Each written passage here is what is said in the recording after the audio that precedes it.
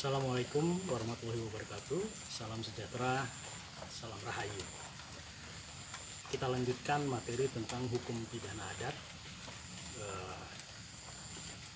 Sebagaimana kita ketahui bahwa kita tetap kuliah meskipun di rumah karena ada pandemi COVID-19 yang sedang kita hadapi.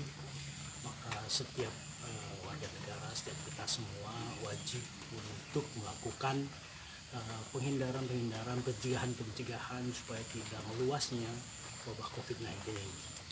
Tetap menggunakan masker jika bepergian, atau itu pun kalau dalam keadaan terpaksa ada kebutuhan yang harus dicari di luar, maka kita wajib menggunakan masker.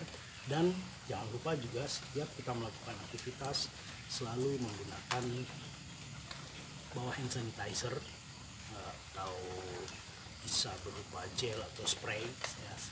Yang penting kita ada upaya untuk melakukan pencegahan COVID-19 ini.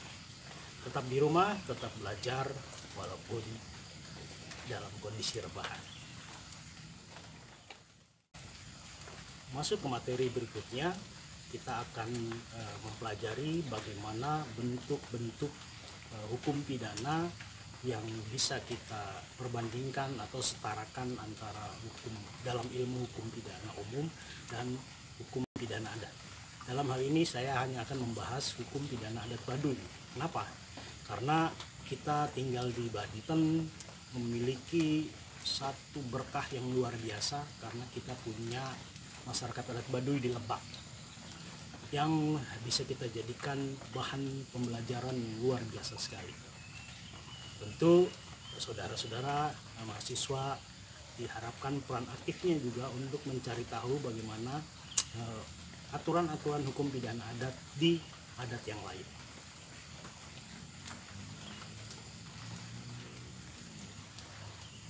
Kali ini kita akan membahas tentang bentuk-bentuk tindak pidana.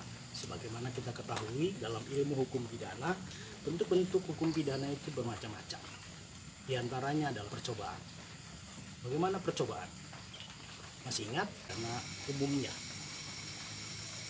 apa percobaan itu?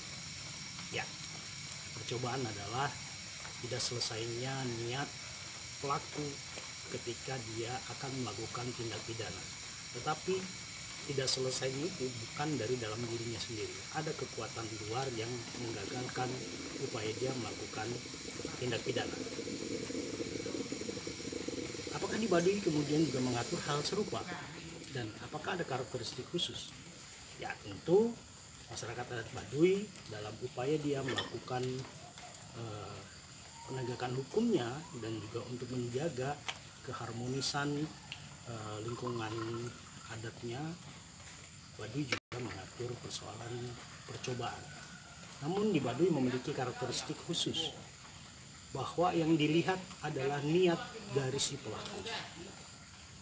Kita ketahui bahwa penegakan hukum adat Baduy tidak secara lahiriah belaka, tetapi juga sanksi adat Baduy juga menyasar tentang batiniahnya. Nah, dalam hal batiniah berarti ketika seseorang atau masyarakat adat Baduy yang memiliki niat untuk melakukan pelanggaran adat Baduy, dia sudah memiliki hati yang tidak HD kalau kata orang Baduy. Nah, hal ini juga perlu dilakukan penindakan terhadap orang tersebut. Tentu tidak seperti yang kita bayangkan dengan penggunaan sanksi hukum pidana umum yang begitu tegas, begitu keras. Masyarakat adat Baduy lebih mengutamakan keharmonisan, lebih mengutamakan kembalinya keseimbangan kosmis dari hukum adat mereka. Jadi di Baduy ketika sudah ada orang memiliki niatan baik, orang tersebut harus dilakukan pembersihan terhadap batiniahnya dia, karena pada prinsipnya semua orang Baduy sesungguhnya adalah orang baik. Nah, ketika ada orang memiliki niatan buruk, maka ada sesuatu dalam batinnya dia. Disinilah kemudian bekerja para perangkat adat. Misalnya Kokolot di kampung dia sendiri. Hukum adat Baduy tidak membedakan apakah tindak pidana tersebut selesai atau tidak selesai dilakukan oleh pelaku tersebut, tetapi dia juga menyasar sanksi batinnya. Sanksi batinnya ini tadi berarti sudah ada niat tidak baik dari orang tersebut, orang Baduy tersebut, yang ini menjadi persoalan yang cukup serius bagi orang Baduy, karena pada prinsipnya semua orang Baduy itu orangnya baik. Sebagaimana hasil penelitian saya ketika saya melakukan riset di Baduy, secara kriminologis munculnya niatan orang Baduy melakukan kejahatan itu dia tidak tunggal atas dirinya sendiri. Jadi satu orang Baduy itu dia menanggung one present, seven past, and seven future. Kehidupan orang Baduy hari ini itu tidak terlepas dari doa orang tuanya dia atau kakeknya dia, buyutnya dia, dan terus sampai 7 turunan ke atas. Begitu juga setiap tindak tanduk kegiatan atau kehidupan orang Baduy hari ini, dia nanti akan berimbas juga kepada anaknya, kepada cucunya, kepada buyutnya, dan terus 7 generasi ke bawahnya. Artinya ketika ada seseorang memiliki niatan buruk untuk melakukan kejahatan atau pelanggaran adat Baduy, maka ini akan dilihat, akan diperiksa, akan diterawang oleh perangkat adat yang memiliki kemampuan ini. Bisa jadi dia melakukan niatan buruk atau pelanggaran terhadap adat dia.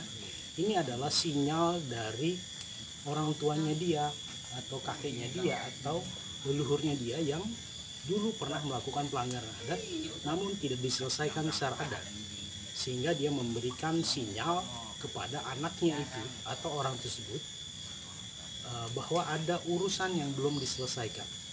Nah, jika ada orang Baduy melakukan ada percobaan kejahatan atau pelanggaran adat Baduy, hal ini bukan persoalan biasa untuk masyarakat adat Baduy. Jadi harus diperiksa. Nah, selesai atau tidaknya itu menjadi pengaturan yang ada di masyarakat adat Baduy. Apalagi dia sampai melakukan pelanggaran atau tindak pidana tersebut. Semisal ketika ada seseorang memiliki niatan untuk membunuh, hal ini harus diperiksa oleh perangkat adat Baduy yang memiliki kemampuan itu. Kenapa dia sampai harus memiliki niatan buruk tersebut? Kok bisa?